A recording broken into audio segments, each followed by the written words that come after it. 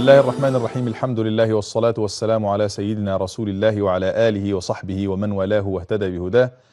In the name of Allah, and may the best of peace and blessings be on the soul of Prophet Muhammad sallallahu alaihi wasallam and on his household and companions and followers on the righteous path until the day of judgment. Assalamu alaikum wa rahmatullahi wa barakatuh, and welcome to a new episode of The Real Stars.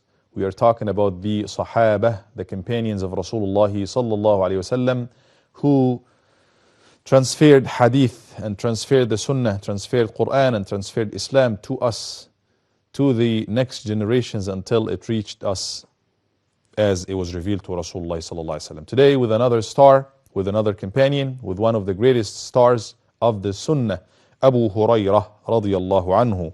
His name is Abdullah or Abdul Rahman ibn Sakhr al-Dawsi from the tribe of Daws, and he accepted Islam with the tribe of Daws that was given da'wah by At-Tufail ibn Amr al-Dawsi, who came to Rasulullah sallallahu alaihi wasallam and then back to learn Islam and then back to his people, and the Rasul sallallahu alaihi wasallam made dua for this tribe to come as believers.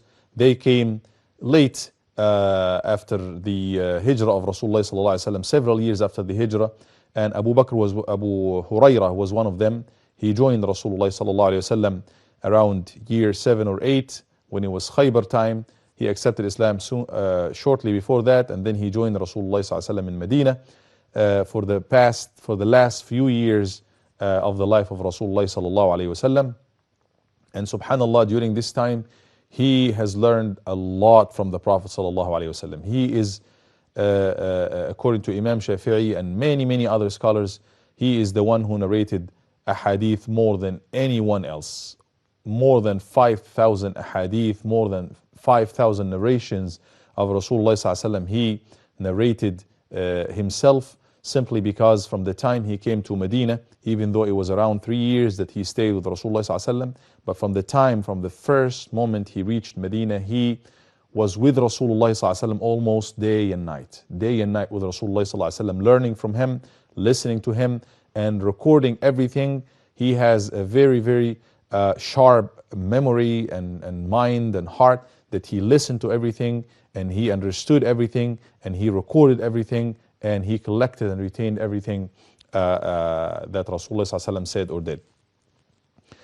His nickname or kunya Abu Hurairah was given to him by Rasulullah sallallahu alaihi wasallam because he was somebody who liked cats, and a cat in Arabic is hir or hirra, and one day he was playing with this kitten that Rasulullah sallallahu alaihi wasallam saw it getting into his sleeve and out of his sleeve, and he was playing with it, that he called him Aba Hir or Aba Hurairah, the man of the kitten, and it became more famous, even more famous than his name, Abdul Rahman, that he's just going by it, Abu Hurairah radiyallahu anhu.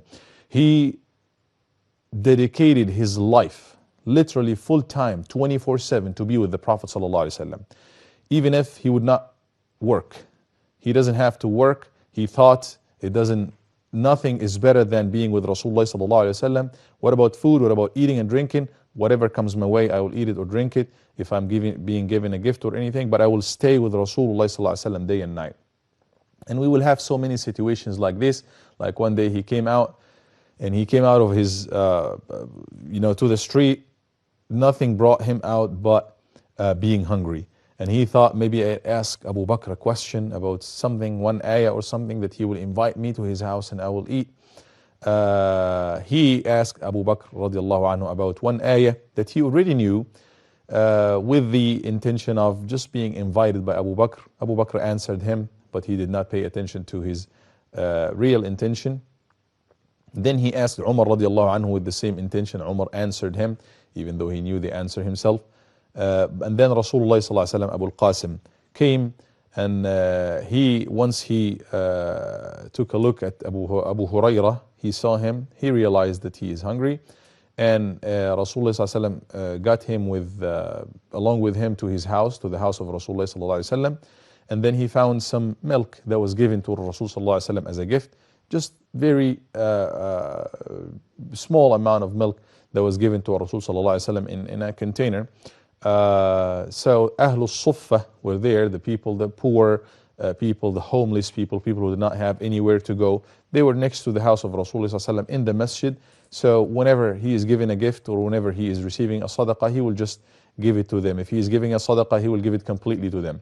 If he ﷺ is being given a gift, he might take a bite from it and give all of it or the rest of it for the people of a suffah.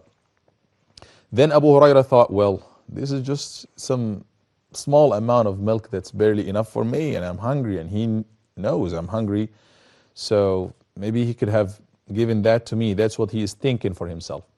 But then he thought that it's an order from Rasulullah sallallahu alaihi wasallam. I can't do anything about it. I have to obey him, even if I'm hungry. So he invited the people of a suffah. You're talking about several people, and he thought for himself, this is just like a sip of milk. How come this is going to be enough for all of these people? But he invited them anyway. They came, and Rasulullah ﷺ ordered him to get a smaller cup and take from this milk and give them. He is taking from this milk and giving them, one after the other, giving from this milk and giving them until they all drank from this milk. Then Rasul ﷺ told Abu Hurairah, now it's just you and me, so you go ahead and drink.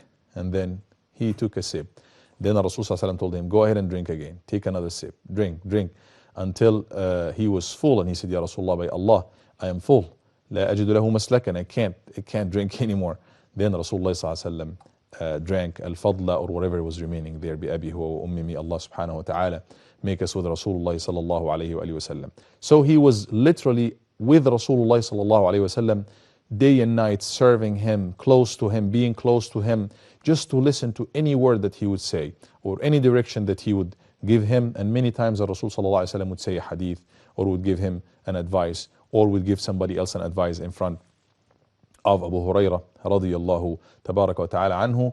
And he was worried that his mother did not accept Islam, and he was worried that one day his mother started talking bad about Rasulullah ﷺ, and he came to him and he was almost crying. He was crying, Ya Rasulullah, make dua for my mother to accept Islam. And then Rasul sallallahu alayhi wasallam made dua for his mother. The minute he came home, before speaking anything, before saying anything, his mother said, Ashhadu an la ilaha illallah, and she accepted Islam because of the barakah of the dua of the Nabi sallallahu alayhi wasallam. He also asked Rasul sallallahu alayhi wasallam to make them, to make people love them and make them love people. And they were, subhanAllah, being loved by everybody around them from that moment and on. He joined the Rasul sallallahu alayhi wasallam. He was dedicated for the sunnah and collecting the sunnah. And he said, the only one that was competing with me, as far as I know, to my level, is Abdullah ibn Amr. And he even thought of Abdullah ibn Amr as having an advantage over him, because Abdullah ibn Amr would write down, he would record and listen to all the hadith from Rasul sallallahu alaihi wasallam. And he was keen to, but the advantage is that he would write down. Abdullah ibn Amr ibn al-As would write down the hadith. But Abu Hurairah lived so long after the Prophet ﷺ, teaching people and giving them the hadith of Rasulullah ﷺ. He would sometimes, even during the life of the Prophet ﷺ, would ask him a question. Like he asked Rasulullah ﷺ one day the question, Ya Rasulullah, O Messenger of Allah, who is the most, the person who will qualify most for your shafa'ah, for your intercession? Who would have this, who would be happy to get this advantage of having your shafa'ah, Ya Rasulullah, intercession of the Day of Judgment more than anyone else? Rasulullah sallallahu alaihi wasallam said, I knew it. I knew nobody would ask me this question before you, because I know how keen you are to learn the hadith and to get the knowledge. Then Rasul sallallahu alaihi wasallam told him that the person who will qualify the most for my shafa'ah in the Day of Judgment is the person who would say, La ilaha illallah, there is no God except Allah, there is no God worthy of worship except Allah, khalisan min qalbihi, sincerely from his heart. La ilaha illallah khalisan min qalbi. So the point is, Rasulullah sallallahu alaihi wasallam is telling Abu Hurairah, I knew it, that you will be the first person to ask me this question, because I know how keen you are and how curious you are to know a hadith from Rasulullah sallallahu alayhi wa sallam, and how dedicated you are to collect the hadith and to know the sunnah And the Nabi sallallahu alaihi wasallam made dua for him, and subhanAllah, he retained all of these hadith and passed them on to the next generation, who would learn from Abu Hurairah radiallahu anhu, who would pass on the ahadith to them, and subhanAllah, benefit the entire ummah with all of these ahadith, because many other Sahaba, they did not pay so much attention.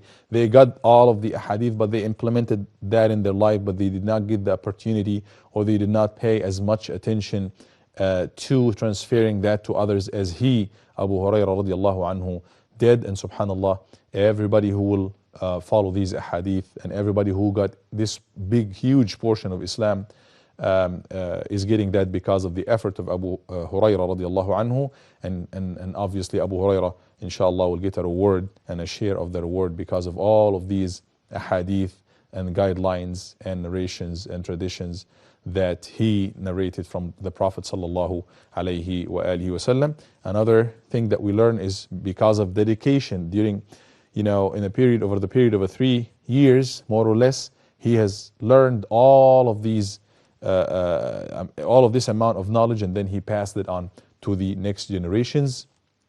Dedication would give you, or would pave the way of success for you. May Allah subhanahu wa ta'ala be pleased with Abu Hurairah radiallahu anhu. May Allah subhanahu wa ta'ala make us with Abu Hurairah radiallahu anhu and the rest of the companions of Rasulullah sallallahu alaihi wasallam in Jannah. Ameen. Until the next time, I leave you, and I leave you in the care of Allah subhanahu wa ta'ala. Assalamu alaikum wa rahmatullahi wa barakatuh.